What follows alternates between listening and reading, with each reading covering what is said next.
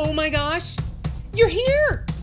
Welcome to My Chatbot Life, where chatbot marketers share high-converting strategies in this new conversational marketplace. Each week, MKJ introduces you to bot builders who are just like you, a little techie, a little markety, and a whole lot of geeky.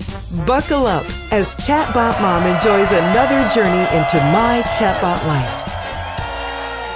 Hey, bot buddies, MKJ here, and I get to introduce you to absolutely one of my favorite people on the planet. And I say on the planet is because she's all the way across the other side of the world from me. And I get reminded of it every single time I try and have a meeting because the poor gal it's 3 a.m. All right, Victoria Rose, she is the founder and CEO of We Build Your Bot.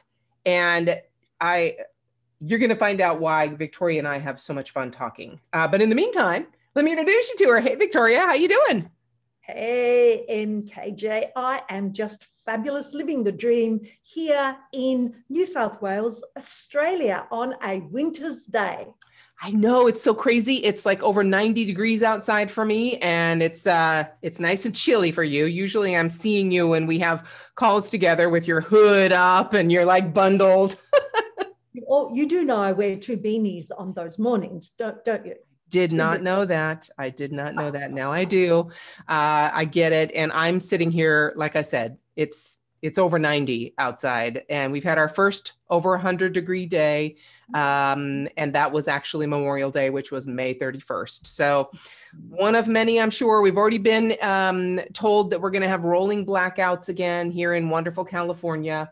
Yeah. Let's not talk about it because we could be talking forever, like you and I know. But in the meantime, you and I met a little over a year ago through Bot Academy, and we've been in each other's world having a great time for like a little over a year. But tell me, before you got into any kind of chatbots or conversational marketing or bot marketing, what were you doing for a job? So I had a leadership training business, and I had that for a decade. And it was just wonderful because it followed on from my 23-year leadership training, which was as a soldier in the Australian Army Reserve. And so I just took all those learnings and life experiences, developed my own business, Australian Academy of Leadership, and traveled throughout Australia and New Zealand and trained people in how to be leaders. All right, I got to tap into the Australian Army Reserve. Is that what you called it?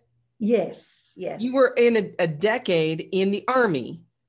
23 years. 23 years in the Army.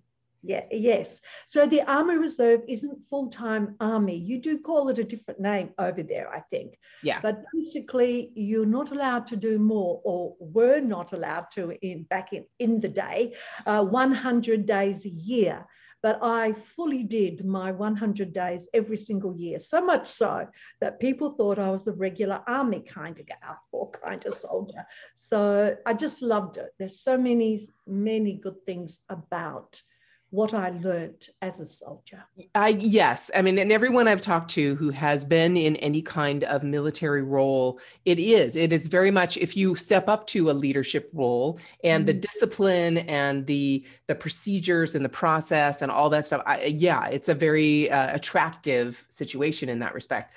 But Yes. What in the world did you do for 100 days? I mean, have you seen combat? Do you just do drills? Do you just do protection duty? I mean, what do you do for 100 days a year in the Australian Army Reserves? If I tell you that, Mary, I have to kill you. But from that, I walked into that one, folks. I'm sorry, but I did. My core is the oxymoron core, and well suited, I must say, which is the intelligence. So I was part of Army Int. So the oxymoron, as if there's any intelligence in any different force. In military, yes. Yes. But so initially I was with a field force group and did a lot of out in the bush type stuff. But it wasn't very long before I became an instructor. So I spent most of the time training well over 7,000 officers and soldiers in weapons, drill, and theory. And my absolutely favorite thing was to train drill. I loved drill. It was really good, which was awkward in the beginning, Mary, because I'm a stutterer. So I still am. But what happened then is I had to really grab that and learn how to give directions, commands on the parade ground without stuttering. It's a bit awkward, especially those drill movements on the move. You can't stutter. And yeah, and the whole coordination, in addition to possibly stuttering, makes it, that would make it very difficult. Wow. So translate that now into leadership training. And so then you took that leadership ability that you had, and now you actually created a business out of leadership training. But you also, I know, did this whole travel thing. So you got to talk about that too. And so you did leadership training. I can totally see you. You're an amazing teacher and trainer. And then so who did you train in leadership? Who was the avatar for that? So, well, the main people, well, it was huge, really, I guess, but any business and corporate and a lot of government departments, although clearly nothing came of it, I had to go in and train their teams, and mainly their leadership groups, management groups. And it became very obvious that my favorite management level with the middle managers, because they were expected to know the leadership training they never got. It's crazy stuff, setting your own people up for failure. So well over 13,000 over the decade, I actually was in the classroom. That was the good old days when you could be face to face in the classroom. Yes. And I would ask many questions, but one of the questions I asked was, so who here has ever been to any training on how to lead? And 70%, I don't know what this would be like in America, but 70% of that 13,000 people overall had never had even one session on how to lead. Now, to lead people, if you can be good at your technical skill, but then to step up, and that's why you get promoted, because you're good at that skill, now you have to lead a team. It's a very different skill set. Yes, it absolutely is. I agree. And unfortunately, that's the traditional way of promoting people is to just, they're good at that, so we're going to put them in charge and have them teach everybody else how to do what they're good at. But then there are no skills given or training given on how to do that. And you and I talk about this all the time. We're part of a group, a mastery group, and the whole boot camp and all of that. You need to go from a technician level, which is the person that's really good at the thing, to a CEO or a leadership position. There are two very different skill sets, and there are transformations you need to make in order to go from a technician to a management or leadership role. And so how did you find that? Were people able to make that transition? And when you trained them, did the light bulbs go on and they were getting it and were able to transition from CEO or technician to the leader? Well, let me just say it this way. I have spent well over a quarter, probably $500,000 now. That's Australian dollars, not American dollars, on upskilling myself in my leadership training, my absolute ability to train as far as being accredited. So I appreciate when I've got a trainer standing in front of me who knows their stuff. Yet most people came to these types of trainings. Now, some of them were public seminars, and I'd have to be training 300 to 400 people, which was not my favorite thing.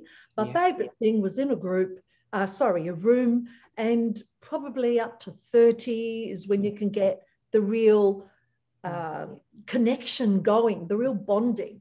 But they'd walk into the room, Mary, and honest to goodness, they would sit there with their arms folded. And if their arms weren't physically folded, their mind was physically crossed. Closed. Yep. Yeah. And the reason why is there's an attitude around in the workplace where if you've been marked for training, it's because you're not good enough.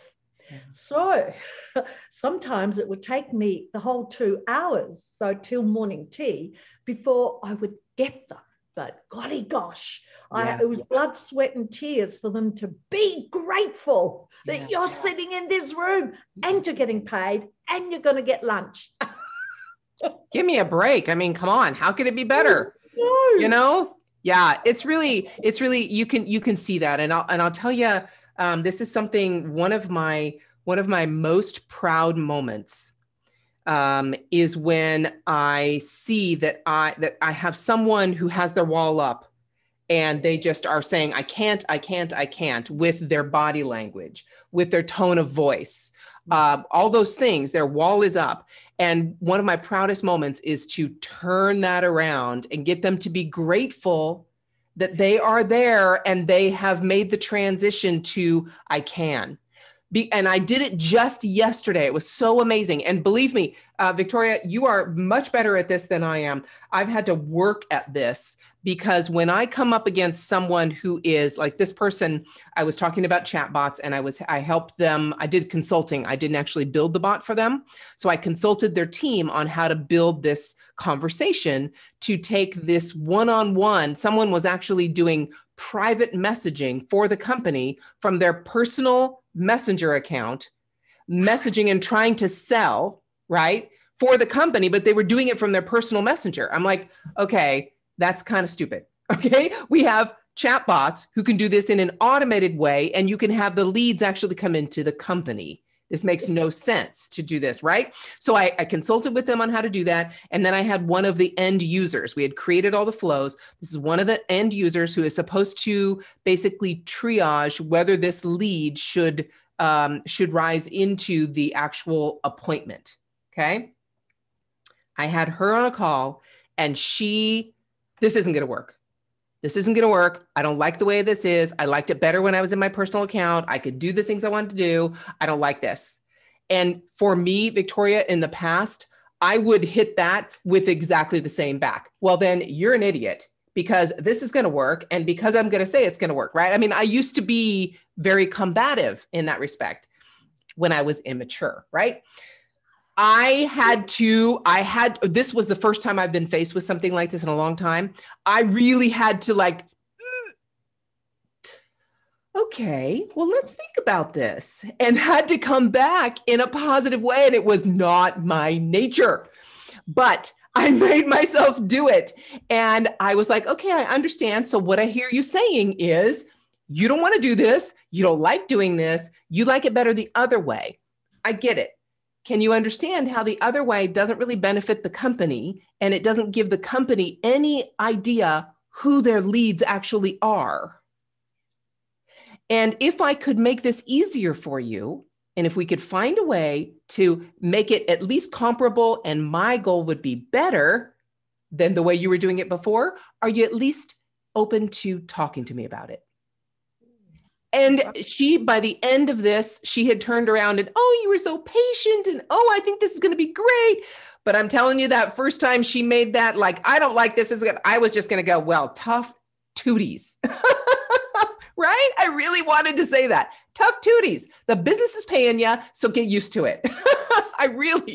It was hard, really hard for me. But isn't that amazing? I know you're a very blunt person as well, right? So isn't that hard to do though? Have you had to teach people how to do that? Is that something you can teach?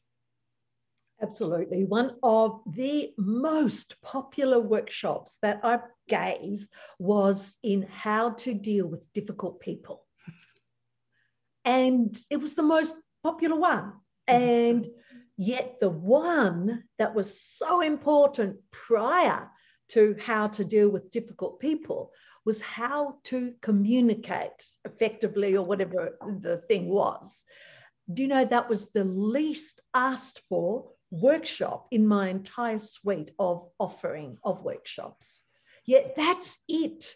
because even, and actually, I must just say this, because you just said I'm quite blunt as well. And one of the things that happened when I got up in these workshops, most of them it was mostly a room full of men and some women sprinkled in, although sometimes I had rooms full of women. But basically, I had to be really, what's the word? Direct. I had to command and be direct. And they took it. But the only reason they took it, Mary, was because I clearly at the start spoke about my military experience and rising to the dizzy heights of Warrant Officer Class 2 and all of that stuff. And all of a sudden, I was able to be like this. Yeah. So it's the presence as well. And the other thing, Mary, which you would come from as well, is coming from a good heart. Yeah. I think that's so important. Yeah. And that's pretty much what I had to do. I had to go, okay, talk myself down from this. All right, MKJ, it's not about you. If you make it about you and you like come with the same energy of, I don't care, you've got to do it anyway. You're not going to get anywhere. You're not going to help this person at all. So shut up and just swallow that and be from a place of service and get her on your side. And that was all it took. And so once we did that, once we walked through that, and I was like, oh, I've got an idea. Maybe we can do this. And then maybe we can do that. And she was using the ManyChat app on her phone. It's really interesting. And so she was actually going to use that ManyChat app on her phone to be responding to private messages all the time, to responding in live chat. And you can also, we found out through that, because I haven't really used that app very much, but we found out that you can actually send certain flows in live chat from that app. So the whole thing we set up, that was her biggest obstacle. And all I had to do was be open to the fact that I'm here to serve. I'm here to help her see if this is going to work. I have no investment in this. I had to stop myself and say, I'm not here to convince anyone of anything. I'm here to serve and see how we can make this work. And I'm telling you, this leads perfectly, because your communication ability leads exactly into what we do all day, every day, which is conversations that are automated for marketing, right? So how did you do that then? How did you transition from leadership training? And then I know you had some travel sprinkled in there, so we can talk about that too if you want, but then into bots. Well, I was born with a science fiction book in my hand, Mary. It must have been a bit awkward for mother. But anyway, I get the visual when I say that. But basically, I've always been on this road of looking at what can be done. And I honestly wish I could remember how I came to learn about chatbots. But the absolute minute I saw them, I knew that it was for me. And I fell in love with what you can do with chatbots. You can do amazing things. As a matter of fact, I'm currently, or just launched a live stream called Chatbots Rule. And it's sharing in little snippets what chatbots do, because it's quite immense. So need to bring it down to, because that's the other thing, is once you get to know something, you suffer from the curse of knowledge. And to be a good trainer, let's say, you have to know that and do all of your training down to the level of the audience. So there are so many people that have no clue what chatbots do, and they just go, oh, it's a bot. And I'm going, what? You just don't realize how fabulous it is. Oh, yes. So, oh, yes. And most of them are, I did a workshop in a local workshop recently. And most people, even in this local environment, very few digital marketers or people who do digital marketing, they were all bricks and mortar, traditional type of marketing people. They all had known a bot and they all labeled them spam. So that's all they've experienced, right? It is a chatbot that is junk. It's junk food for marketing, really. And it's just spammy, and they hated it. And so I had to then backpedal a bit and say, okay, well, let's talk about what they're supposed to be. Okay. And then let's see which one you prefer. And so, yeah, it's the perception, either they don't know what it is or the perception is a negative thing. And we've got lots of spammy marketers to thank for that. But Sadly. yeah. So now you're in bots, and through all of this incredible, I mean, I could, again, talk to you all day long about all this stuff. What would you say is one of the biggest mindset obstacles you've faced in any of this adventure so far? And I know you've done lots of other things other than the few that we've talked about. But what's been the biggest mindset obstacle you've faced, and how did you overcome it? I know many people have this mindset, and it's the theme has run through everything that I've done. And sometimes it's called the imposter syndrome, but not everyone knows what that means. So I'll just say exactly the words which run through my mind. I'm not good enough. Yes. And I shall relate, my biggest mindset issue or challenge was that exactly that. I'm small. It's just me and the team, but we're small.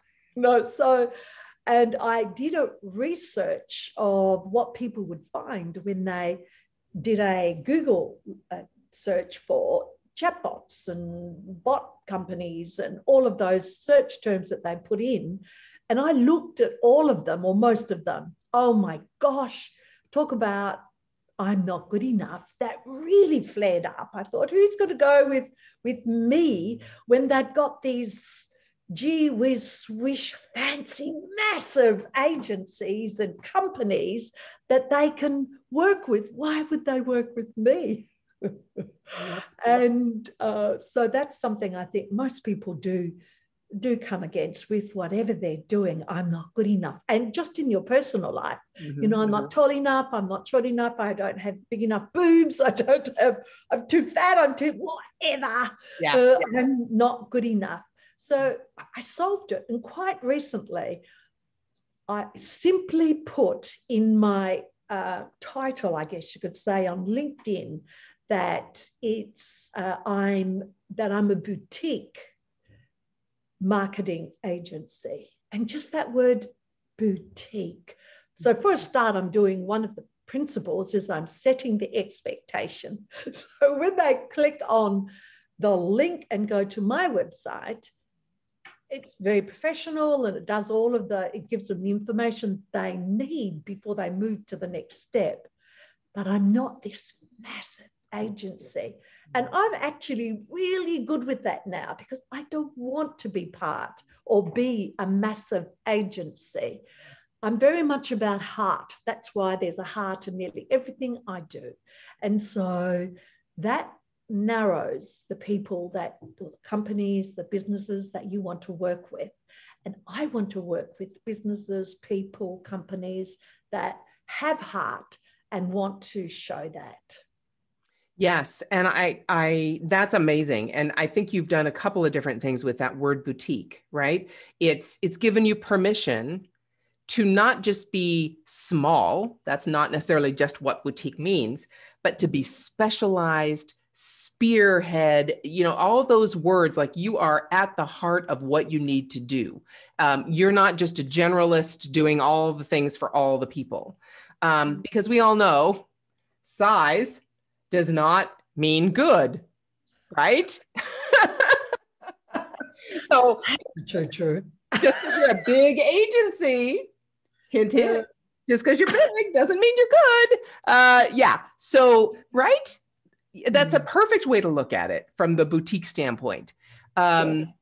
Do you think you're ever going to have and I know this is a silly question. I'm sorry. I know the answer to it and what you're going to say, but people think once they handle that mindset and say, I'm not dealing with the imposter, or am I good enough anymore? I'm never going to have to deal with that again. Is that true? There are always challenges, and that's why there are constantly course. You sign up for a course, and then you do that, and you go, yay! And then you're thinking, oh heck, now that's uncovered something else that I didn't see before because I wasn't where I am now. So I've got this level of knowledge, and I've still got problems, an issue. So To me, just taking notice and being aware and giving yourself time to listen to the thoughts, your words, and how you feel. And this is where NLP, so I'm a master trainer with NLP, not natural language processing, neuro-linguistic programming. And you used a great technique before. I'm not sure if you're aware, Mary, you probably are because you did it. But when you were talking to that person who was resistant, you did what's called chunking up. So she was focused on her and her needs, but you chunked up to the business, to the company, and what their needs are. And that's one of the best things to do whenever there's disagreement, is to chunk up and go to the next level.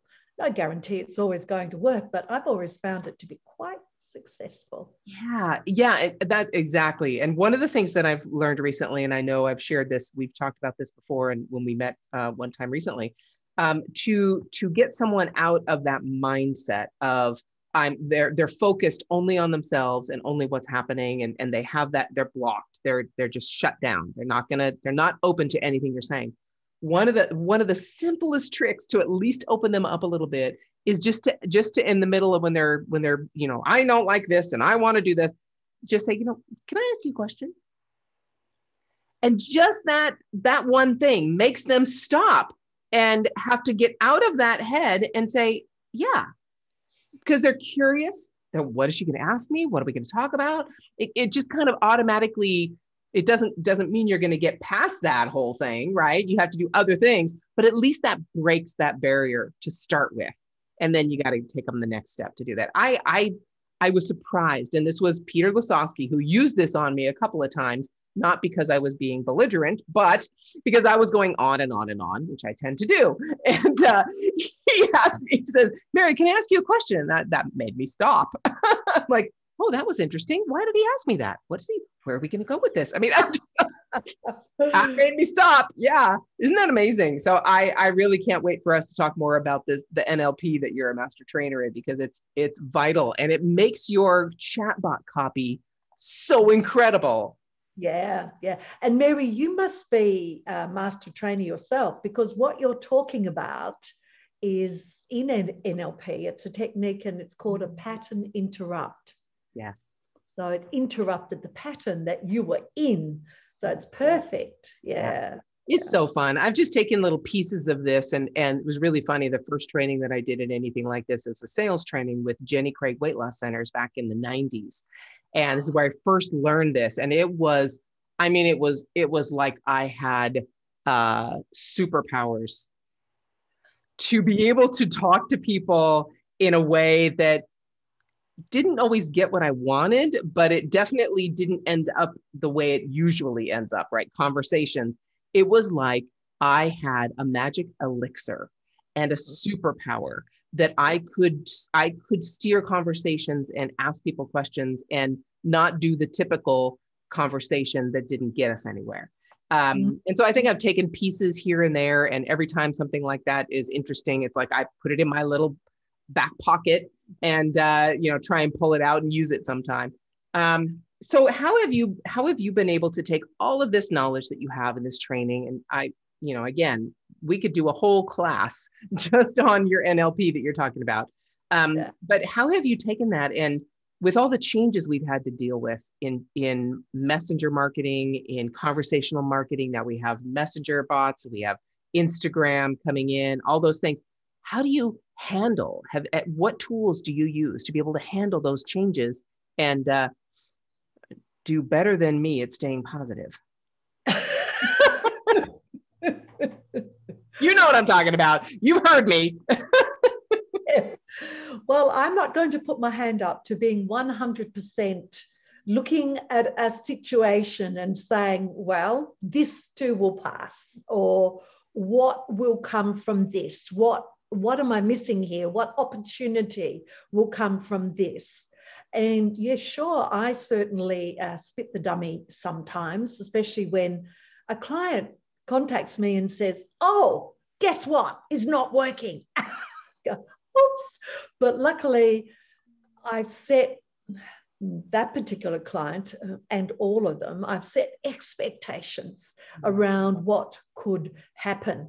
And so the way that I deal with it, I've just really shared. I just might have a quick dummy spit because it's okay to do that. It gets it all out. Bloody hell, what am I doing here? There has to be a better way.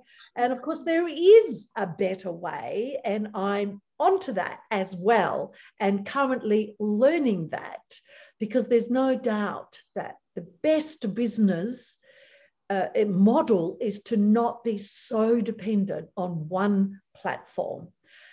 So I just let it go, because one of the things I've learned, been working on the planet for many, many decades, is there are some things you can change and some things you can't. And I cannot impact what Facebook does or what ManyChat does, or indeed what anyone does.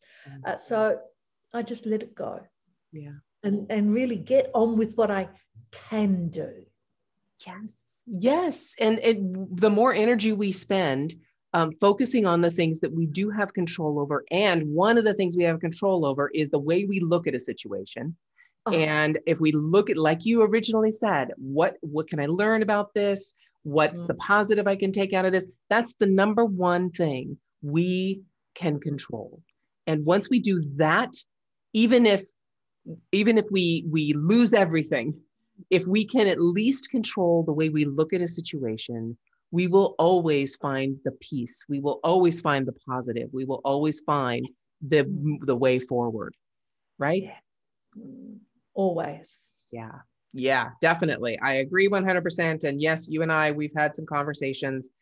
Not everyone knows how close I came to just like, I'm done. But it was not a pretty sight, when I had 5 clients, just like I can't have my livelihood depend on the whims of the Facebook gods. And it was very difficult, but it too was an amazing learning experience. And we're very happy to have another opportunity and another tool that we can use that allows us to not be dependent on that. So if you're listening to this, Bot Buddies, and you want to find out more about what that is, go to the show notes for this episode, messengerfunnels.com, and you'll see under My Chatbot Life, we'll put a link to show you what it's about. But let me tell you, I'm no longer dependent on the Facebook gods for any of my revenue. So yes, very, very happy about that. And if you want to get anything else from this podcast, Bot Buddies, get that. Telling you. It is so exciting. I can't wait. I was just having a call just to do a little side chat with my buddy here, Victoria. I just had a call today to talk about a CBD client that Pam is possibly bringing in. And the things we can do are incredible to allow for this whole viral sharing and being able to bring in leads without having to pay Facebook ads and all kinds of stuff. It's really, I'm just, the future is very, very bright. That's all I will say. All right, dear. Say that. Yes. All right, dear. And I know we're going to be working on that with clients and things like that too. So I just really can't wait. But let's say well into the future, I don't know how long we're going to live, but I think we're going to live to probably at least 130 years old. Who knows? As long as I got my teeth and I can hear and walk and yeah, that too. Yeah. As long as I got my teeth and I can chew things and I can hear and walk and, see in my mind, absolutely. I'll live to whatever age we can. But anyway, wherever we are, way into the future, someone's going to look back at this incredible life that Victoria has lived and say they're going to write your biography. What would the title of that incredible book be? Okay. Of the book? Yes. Live Before You Die. Yeah. Anybody who's not doing that might as well just die. Yeah. Anyway.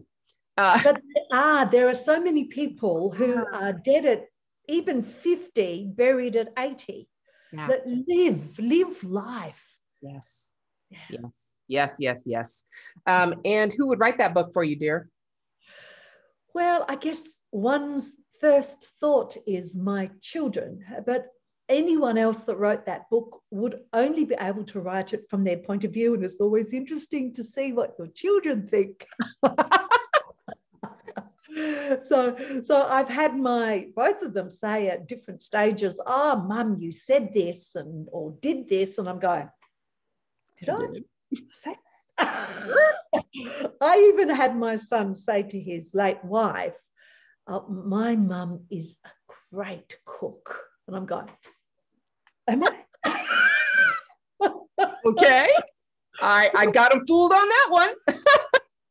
Yes. But oh my gosh. Oh, funny. yeah. Yes. So probably my children. Yeah. Yeah. That would be amazing. Yeah. I would love to be gone before they wrote that, if it were me, so that I don't have to worry about how they feel about me. It's done now. I can rest in peace.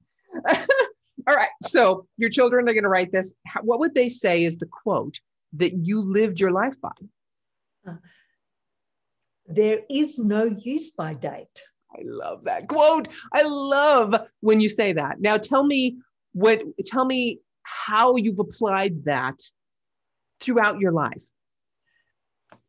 I didn't have it.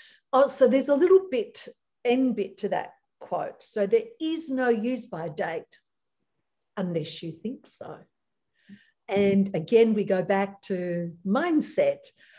I don't know when I adopted that quote, but it was probably once I turned 50 and I started to have a look around at what was happening in the world, how women, once they turn 50, they're definitely past their use by date as far as the workforce is concerned, and their husband who wants to trade them in for a younger model. And ageism, sadly, is alive and well in Australia. But there does seem to be this incredible rising of older women, which I really love. But probably about 60 was when I got that. And I also noticed that many 60-year-olds had settled. Mm-hmm. Now, I am not saying that that's a bad thing. They had their grandchildren, they still had their husband or partner or whatever, and they were living in a lovely place and they were happy, and that's cool. Mm-hmm. There were many, though, that were in that same situation that I just described, and they weren't happy. There was a hole in their heart or in their gut, and they just They never lived their dreams. They discovered that they always lived their life for others, their husband, their kids, their parents, their friends, whomever but themselves. Yeah. And now they're too old. And so they settle. And I think if you're not happy in the settling, then you have said to yourself, there is a use by date and I'm way past it. I'm past it. And I'm just waiting. Mm. Yeah, I agree 100%. So every bot buddy listening to this, I don't care how old you are, how young you are. I don't care what experiences you've had or not had. Think about this. There is no use by date unless you think there is, unless you decide there is, and live before you die. That's it. And that's it, right? That's it. And if you do those things with it, if you do anything in your life with those things in mind and follow those dreams, don't just discount them as if they can't happen. I'm going to tell the story about my husband sometime soon. And this is a completely perfect illustration of what we're talking about. It's not for right now, but it's gonna happen soon, because very recently he came to this conclusion, and he's actually been able to see that these things are possible. Lots of things are possible that in his generation and the way he was taught, he was just taught they weren't. And to see that transition, to see that opening up of, wow, you can do this, is a beautiful thing. And I wish that for everyone. And I got to tell you, pretty soon, I hope he's going to actually get a cell phone. So that would be amazing. Can you imagine? People think, how can you in tech and be married to a man who doesn't even have a cell phone? It's like, believe me, he's very sexy. That's. Well, he's been sexy for a long time. He's been sexy for a long time, and it has nothing to do with a cell phone, people. So we're fine. But yeah, it's really a beautiful thing to see that. And so, Bot Buddies, if you're listening, I'm telling you, take this to heart. No matter how old or young you are, no matter what you're doing, live before you die, and realize you have no use-by date. And I think your life will be pretty incredible. Victoria, thank you for joining me. Any last words to impart on our amazing listeners in My Chatbot Life? I guess around bots, chatbots, I just am so excited to be on this journey because it's now and it is the future. It's not going to be something that I'm on now and then it's going to finish. It's going to be old hat. It's always going to be a road that I can travel. And I'm very excited about that. And I'm excited about the good that chatbots can do in the world. Yeah. And this skill you have, and you are uniquely positioned with your previous leadership experience, your communication ability, and now the skill of being able to put that from a marketing perspective and help businesses. That skill is not going to go away. That skill will always be in demand. Yeah. And I think I agree with you. The future is really incredible. Very exciting. Yes. Thank you so much, my dear, for joining me. My friend. Thank you for inviting me. Thanks for listening to the My Chatbot Life podcast. To watch this video chat, visit mychatbotlife.com and get all the rocket boosters you need for your own chatbot success.